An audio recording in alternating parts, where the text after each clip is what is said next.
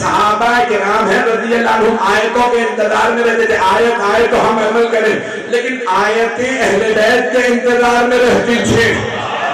ये बिस्तर रिसालत पे सोए तो हम जाए, ये खैबर का दर उठाए तो हम जाए, ये रुकू की हालत में अंगूठी ज़कात में दे तो हम, ये राह खुदा में रोटियां बांटे तो हम जाए।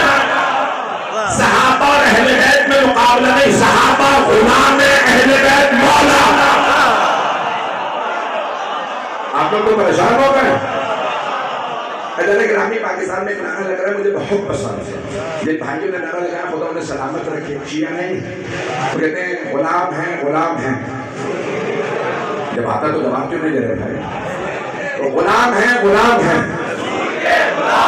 यही बात हम भी 1400 साल से समझाना चाह रहे हैं। सारी उम्मत गुलाम है,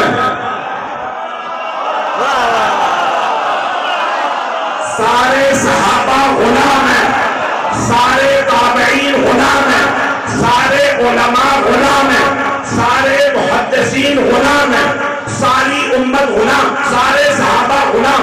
जहां गुलाम होता है वहां मौला। सारी उम्मत गुलाम, रसूल खुदा मौला। सारी उम्मत, सारे सहाबा गुलाम, रसूल खुदा मौला। और पैगंबर गदीर में खुद फरमा दे, जिसका मैं मौला।